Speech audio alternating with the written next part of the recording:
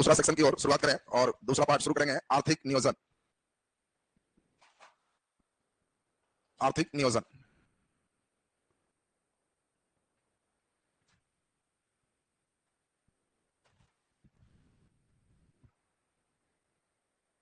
आर्थिक नियोजन economy planning. चलिए कलम रख दीजिए, पहले खूब ध्यान से हमारे साथ समझिए।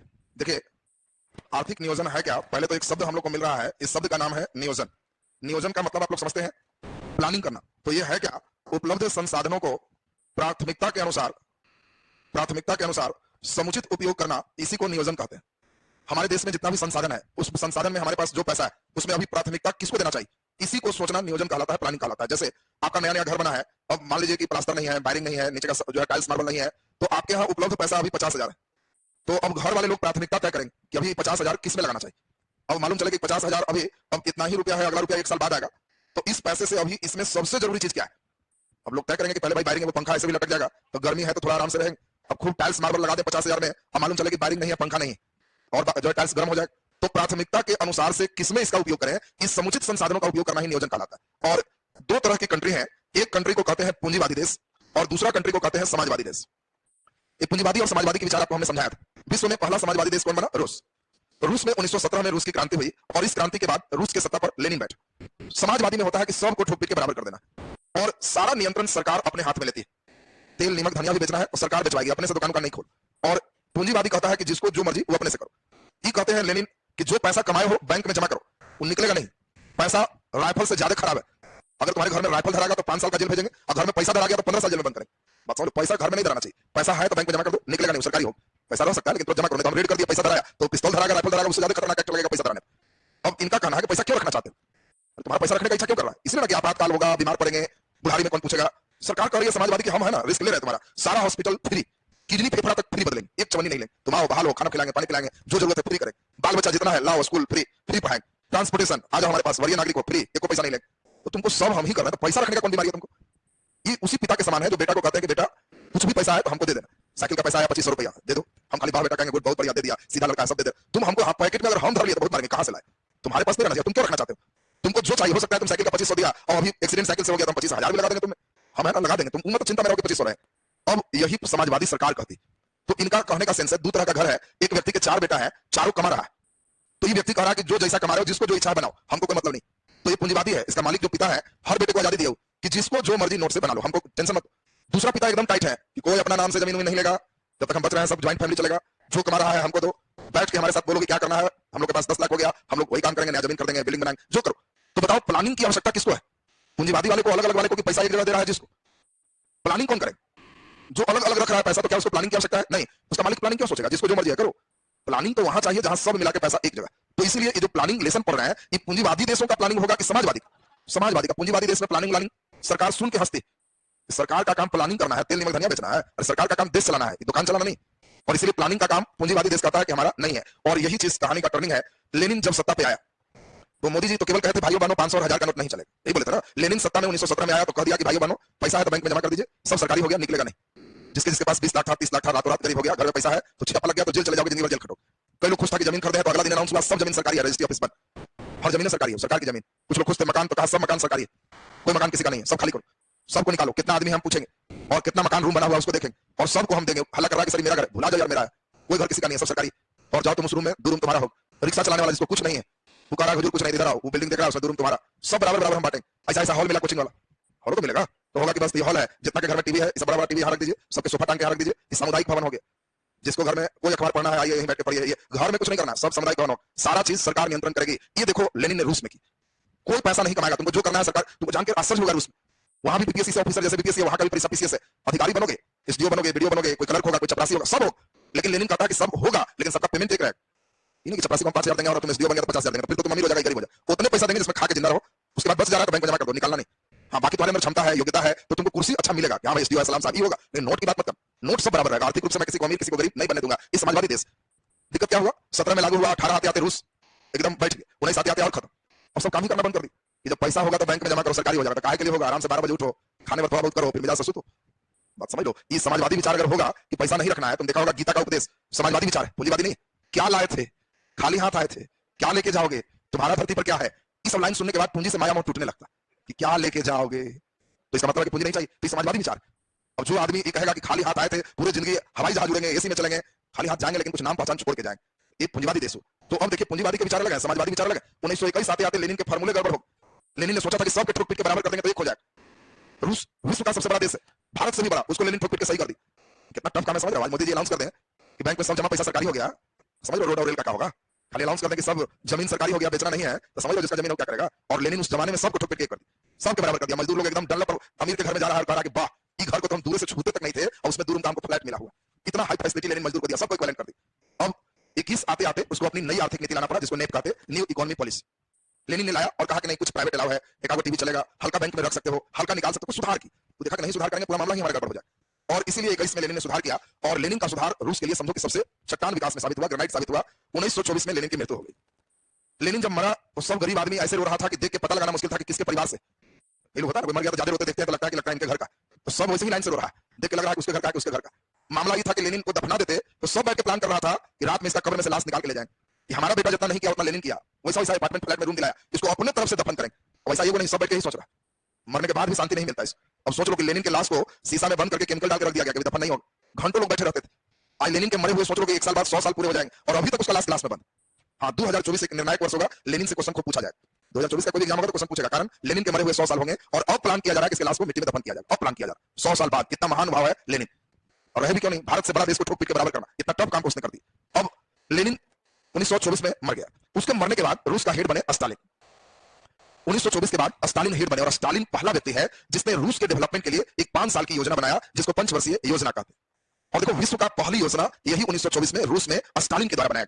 स्टालिन स्वयं कहता था कि हम भी कमजोर मत समझना, स्टालिन माने स्टील के आदमी है, वो कहता था हमारा नाम देखता है स्टालिन माने स्टील पुरुष, इसलिए हम भी कुछ नहीं सुनेंगे और रूस का डेवलपमेंट करके छोड़ेंगे, हमको देश का विकास करना। इसके लिए हम 5 साल की एक योजना बना रहे हैं, किधर बिजली जाएगी, किधर रोड होगा, किधर जल होगा, किधर क्या होगा, उतना 5 साल में हम पूरा करेंगे। और वर्ल्ड का पहला पंचवर्षीय योजना रूस में स्टालिन के द्वारा बनाया। इस योजना पर अमेरिका सब देश हंसने लगा कि देखो, देश का प्रमुख बैठ के नली गली का प्लान करना, देश के प्रमुख को देश का प्लान करना चाहिए, सीमा कैसे होगा, दूसरे देशों से संबंध कैसे होगा, नली गली तो अमीरों पर छोड़ दो। गांव का जो सबसे अमीर व्यक्ति है वो लोग बैठ के प्लान करेगा, मुखिया अपने सोचेगा, उसको अपने कर, तुमको बहुत पैसा आता है, मुखिया के कहो कि 1 करोड़ साल में दे दे, वो अपने नली गली बने रहेगा, तुम बैठ के कहेगा कि इतना नली बने, इतना ढक्कन लगे, तो सब सरकार का काम नहीं है, ऐसा पूंजीवादी देश का। अब स्टालिन योजना तो बना लिया, उस समय उसका योजना बड़ा बढ़िया सक्सेस चल रहा था, पूंजीवादी देश इस योजना पे हंस भी रहे थे। उसी बीच 1929-30 यह पूरे वर्ल्ड का एक निर्णायक वर्ष रहा। 1929-30 में जो अमेरिका इस पंचवर्षीय योजना पर हंस रहा था, उसी अमेरिका से आर्थिक संकट की शुरुआत हो गई और पूरा विश्व एक विश्वव्यापी आर्थिक संकट के दौर से गुजरने लगा। आर्थिक संकट का मतलब है कि व्यापार, कृषि, उद्योग सबका संतुलन खराब हो, वस्तुओं की कीमत आसमान छूने लगी। अभी क्या है, अगर आर्थिक संकट नहीं है तो पैकेट में पैसा, झोला में सामान। ये वो अगर नोट 500 वाला ले ले और पूछे कि टमाटर 10 रुपए लाइए, आलू 15 रुपए, ये भी दे दीजिए, मालूम चला ये वो नोट लिए तो हर झोला सब्जी लाए, तो हम लोग को समझना है कि नोट कितना भारी था, वो रास्ता में महसूस हो रहा है, तो नोटे का ना वजन है, इसका मतलब नोट मजबूत है। आर्थिक संकट अगर आ जाएगा तो झोला में पैसा और पैकेट में सामान आएगा, उलट जाएगा। टमाटर कैसे तो कहेगा 10,000 रुपए पौवा, पूरा सिक्का निकाल के गिनोगे तो 2 चढ़ेगा, 2 लेके आओ। 29-30 की कहानी सोचो कि डकैत लोग भी रास्ते में चोर मिलता था तो देखिए एक प्लास्टिक प्याज है और हर नोट एकदम पूरा एक झोला पैसा है, तो चोर प्याज लेके भागता था, पैसा छोड़ देता था। बात समझ लीजिए, अगर ऐसा स्थिति आ जाए तो समझना हाय मुद्रा क्या स्थिति हो गई। ये इन्फ्लेशन में तुमको पाएंगे कि इन्फ्लेशन, महंगाई दर इतना खराब हो गया, आपको जान के आश्चर्य होगा, पूंजीवादी देश जर्मनी में इतनी खराब स्थिति हो गई कि रुपया से तौल के लकड़ी मिलता था खाना बनाने के। तराजू पर एक तरफ रखिए 20 किलो नोट 10 टकिया वाला, तो 20 किलो लकड़ी उससे खाना बनाई। तो कई लोग कहा कि तुम नोट से लकड़ी लाएंगे, उससे बढ़िया नोटे लगा के खाना बना लेते हैं।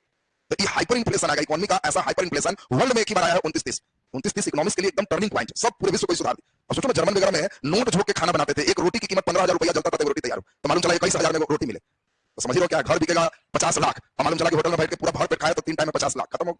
ये स्थिति आर्थिक संकट, और सबसे गहरा प्रभाव पड़ा पूंजीवादी देशों पर। रूस जो पंचवर्षीय योजना बनाया था उसको कुछ नहीं हुआ, मुस्कुरा रहा था, इसकी वस्तु दाम सस्ता ही रहा, और जितना पूंजीवादी हंस रहे थे अमेरिका, फ्रांस, जर्मन, सबकी स्थिति खराब हो। तब 29-30 में रूस कह रहा है कि देखा प्लानिंग का फायदा क्या होता है, तुम लोग को इतना समझा रहे थे प्लानिंग करो तो हंसते। अब दबे जुबान से 30 के बाद पूंजीवादी देश भी कहे कि नहीं, हम लोग को भी सरकार को नियोजन करना चाहिए, और यहीं से देखो आर्थिक नियोजन की बात अब दोनों के द्वारा होने लगा, पूंजीवादी देश के द्वारा भी और समाजवादी देश के द्वारा भी। देखिए अब दोनों देश प्लानिंग करने लगे। 30 के पहले सिर्फ प्लानिंग कौन करते थे, सिर्फ समाजवादी। अब 30 के बाद लेकिन दोनों के प्लानिंग में अंतर, पूंजीवादी देश में हर चीज प्राइवेट, तो इसीलिए इनका जो प्लानिंग होता है वो निर्देशात्मक है, और इनका जो प्लानिंग होता है आदेशात्मक है। बात समझिए, समाजवादी देश का जो प्लानिंग है आदेशात्मक है, आदेशात्मक का मतलब है आदेश देने वाला, मैं आदेश देता हूं करो, नहीं करोगे तो ठीक कर देंगे, जेल में डाल देंगे। पूंजीवादी कहता है कि हम निर्देश देते हैं, आदेश और निर्देश में अंतर, आपको आदेश दिया गया मैंने करना है, निर्देश दिया गया तो मन है कि नहीं मैंने नहीं की, तो हम उसको प्रोत्साहित करने के लिए करने वाले को प्राइज देंगे, प्रोत्साहित करके काम करवाना। सब प्राइवेट सेक्टर है, सबको निर्देश दिए कि आपको 5 साल में इतना चीज तैयार करना है, जो तैयार कर लेंगे उनको हम प्राइस देंगे, इतना टैक्स में छूट देंगे, ये लोग कंपटीशन में ठीक करे। ये कहता है कि इतना तैयार करो, नहीं किया तो समझ लेना, करोगे तो करना ही है, नहीं किया तो जेल डाल देंगे। दोनों में अंतर है, आदेशात्मक और निर्देशात्मक की बात क्लियर है सबका। तो ये आर्थिक नियोजन निर्देशात्मक कहां होगा, पूंजीवादी देश में और आदेशात्मक कहा होगा समाजवादी देश में। अब 30 के बाद भारत में भी अब प्लानिंग की बात चलने लगी और यही 1934 की बात है। पहला व्यक्ति जिन्होंने प्लानिंग की बात की उस व्यक्ति का नाम है, एक इंजीनियर थे, विश्वेश्वरैया। विश्वेश्वरैया, आप अगर जाओगे तो सीधा में विश्वेश्वरैया भवन भी मिलेगा। तो विश्वेश्वरैया एक इंजीनियर, और इन्होंने ही 34 में पहली पुस्तक लिखी थी, प्लान इकोनॉमी ऑफ इंडिया। और पहला प्लानिंग की बात 34 में ही भारत में हुआ। 44 में कई उद्योगपति हैं 8, उन लोग बैठ के बंबई शहर के डेवलपमेंट 10 साल में कैसे करेंगे, इसके लिए बॉम्बे प्लान बनाए। आजादी के पहले भी कई प्लानिंग बने। अब धीरे धीरे हम लोग का देश 1947 में आजाद हो गया। आजादी के बाद प्रथम प्रधानमंत्री हमारे बन के आए जवाहरलाल नेहरू। और जवाहरलाल नेहरू जब प्रधानमंत्री बने तो इन्होंने भी सोचा कि हमें देश के डेवलपमेंट के लिए प्लान करना चाहिए। इसके लिए हम अपने पूरे संविधान में देखते हैं कहां प्लानिंग की बात की हुई। तो जब वो पूरे संविधान देखे तो कहे कि कोई रूस मॉडल पंचवर्षीय योजना सबका चर्चा नहीं।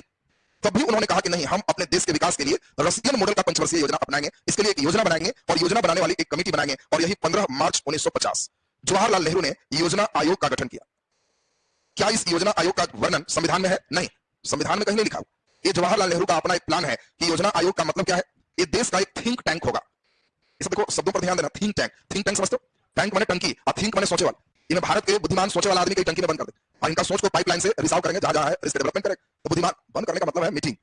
इन्हीं से बैठ के टंकी में बंद कर दिए, मीटिंग करेंगे। मीटिंग करने के बाद उनके विचारों को लेंगे, उनके विचारों से देश के डेवलपमेंट के हम लोग एक प्लान तैयार करें। और यही योजना आयोग 15 मार्च 1950 को जवाहरलाल नेहरू तैयार किए और एक नया मॉडल सोचे कि हम देश के विकास के लिए पंचवर्षीय योजना उसी प्रकार बनाएंगे जो हमारा रूस का मॉडल। तो पूछा जाए कि भारत का पंचवर्षीय योजना किस मॉडल पर?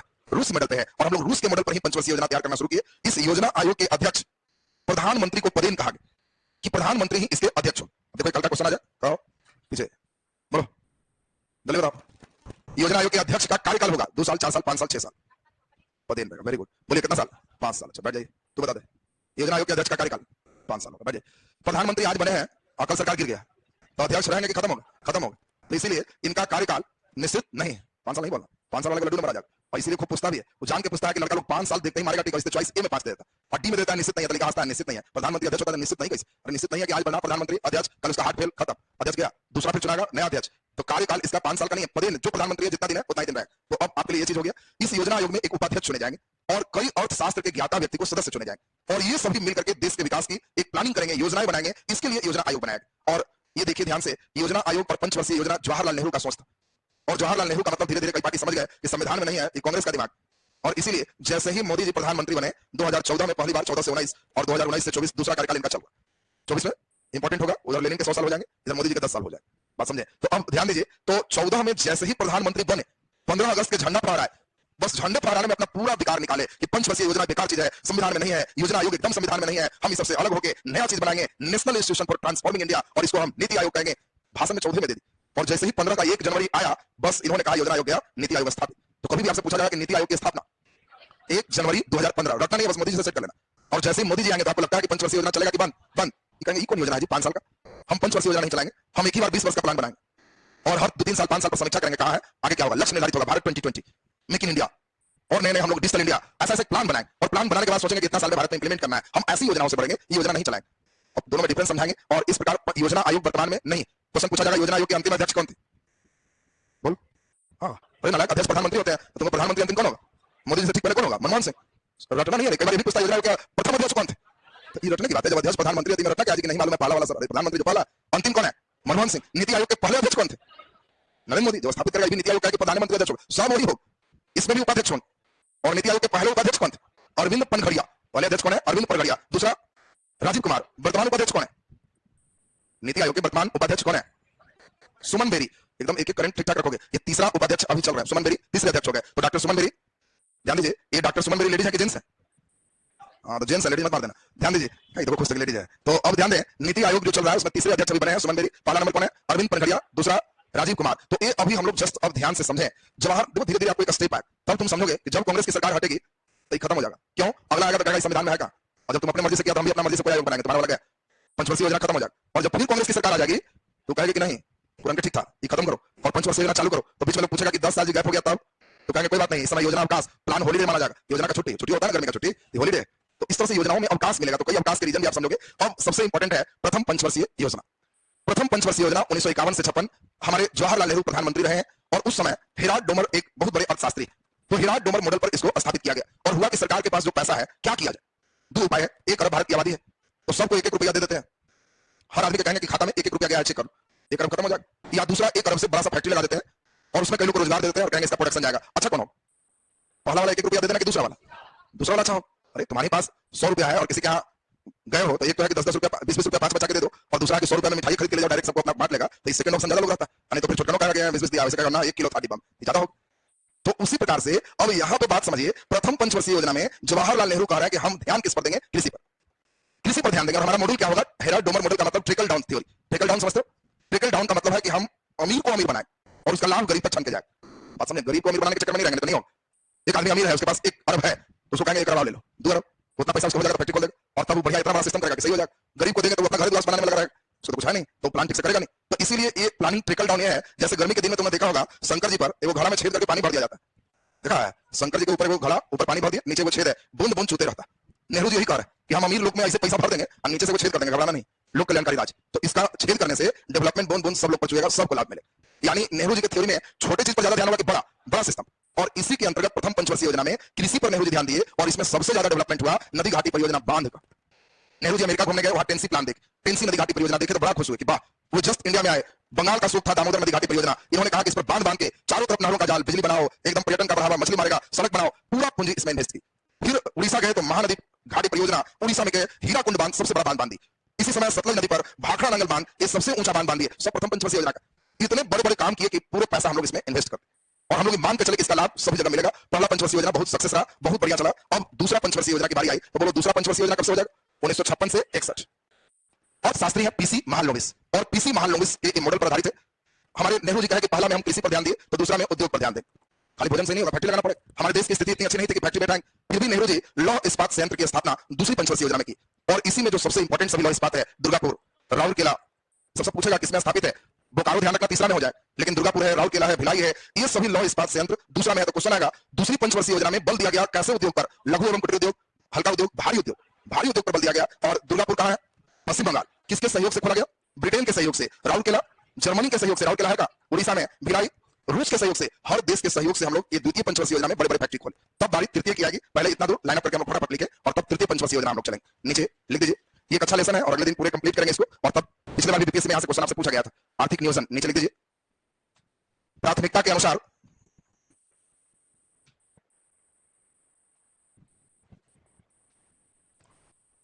अनुसार उपलब्ध संसाधन का, प्राथमिकता के अनुसार उपलब्ध संसाधन का समुचित प्रयोग करना, उपलब्ध संसाधन का समुचित प्रयोग करना नियोजन कहलाता है। नियोजन कहलाता है। नीचे डैश लिख दीजिए, विश्व में पहली बार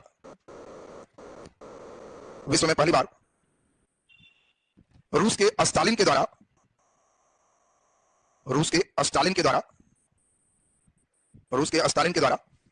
आर्थिक नियोजन के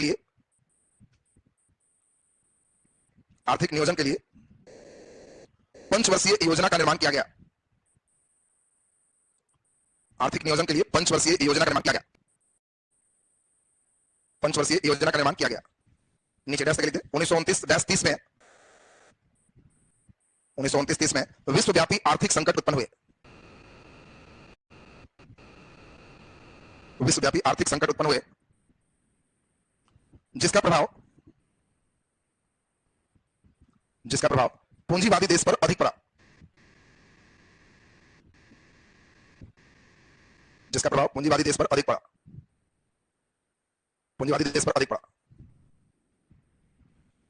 नीचे डैश लिख दीजिए, 1930 के बाद पूंजीवादी देश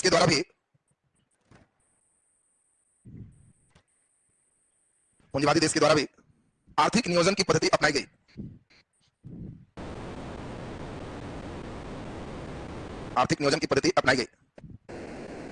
नीचे डैश लिखिए, पूंजीवादी देश का आर्थिक नियोजन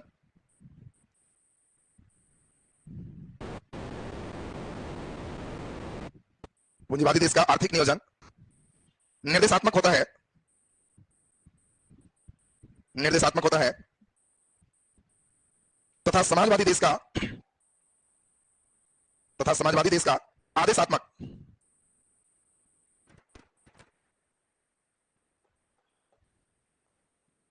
नीचे डैश लिख दीजिए, 1934 में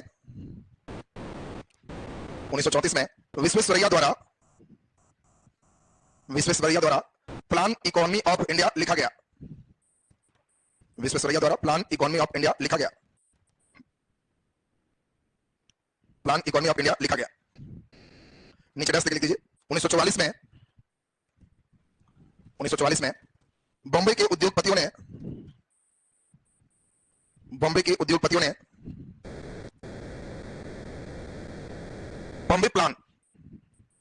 बॉम्बे प्लान का निर्माण किया। बॉम्बे प्लान का निर्माण किया। नीचे हेडिंग दीजिए योजना आयोग।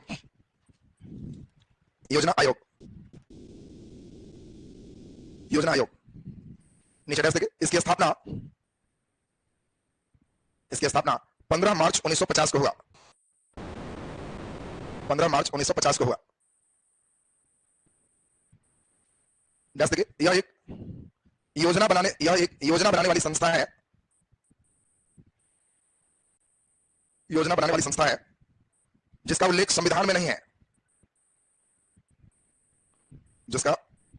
संविधान में नहीं है। नीचे डैश देखिए। योजना आयोग के अध्यक्ष प्रधानमंत्री होते हैं। नीचे डैश देखिए। अध्यक्ष का कार्यकाल निश्चित नहीं है।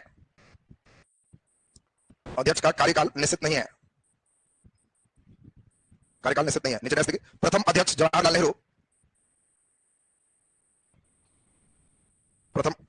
नेहरू और अंतिम अध्यक्ष मनमोहन सिंह थे।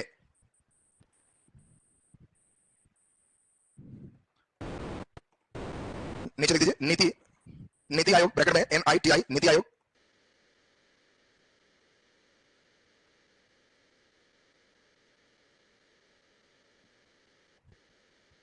नीति का पूरा नाम क्या है? National institute for transforming India.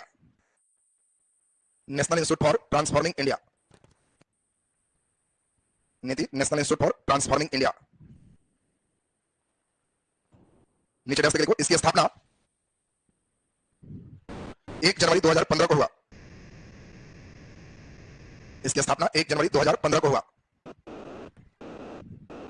नीचे डैश देखिए। इसके अध्यक्ष प्रधानमंत्री होते हैं। नीचे डैश देखिए। इसके प्रथम उपाध्यक्ष अरविंद पनघड़िया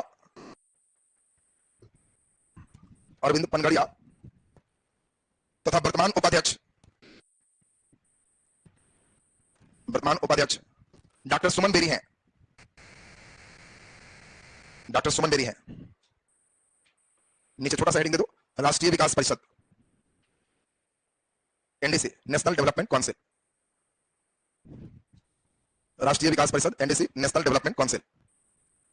बोलो, राष्ट्रीय विकास परिषद की स्थापना कब हुआ?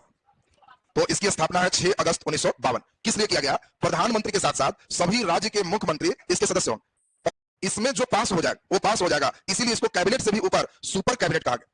आपसे कहेगा कि सुपर कैबिनेट का दर्जा किसको दिया गया? NDC को। तो इसमें प्रधानमंत्री, सभी राज्य के मुख्यमंत्री इस बैठक में भाग लेते और यह सुपर कैबिनेट के नाम से जाना जाता है। तो नीचे लिख दीजिए। हाँ, इसके काम है। योजना आयोग पहले क्या था? सिर्फ प्रधानमंत्री बैठ के प्लान करते थे किस राज्य में क्या हो, तो मुख्यमंत्री अलग किया। हम लोग से भी करा लीजिएगा। तो मुख्यमंत्रियों के साथ बैठक के लिए अलग संस्था है राष्ट्रीय विकास परिषद। इसमें भी प्लानिंग हो और इसमें सारे मुख्यमंत्री प्रधानमंत्री के साथ बैठेंगे। तो नीचे लिख दीजिए। डैश देखिए। इसकी स्थापना 6 अगस्त 1952 को हुआ।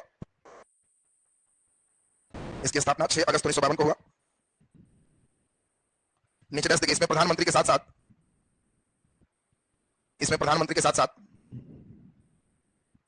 सभी राज्य के मुख्यमंत्री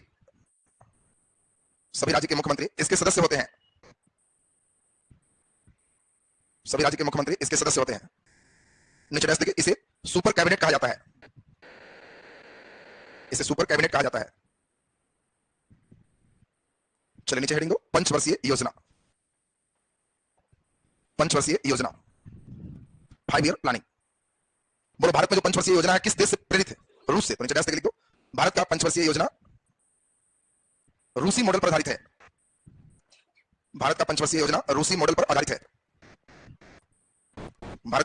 रूसी मॉडल पर आधारित है। चलिए अब यहाँ से सभी पंचवर्षीय योजना को एक साथ डेट याद करवाएंगे, मॉडल याद करवाएंगे और फिर हम लोग कंटिन्यूस में चलेंगे। कल का क्लास बड़ा इंपॉर्टेंट होगा जिसमें इसको लगभग हम लोग कंप्लीट करेंगे। तो आज का क्लास आपका यहीं तक।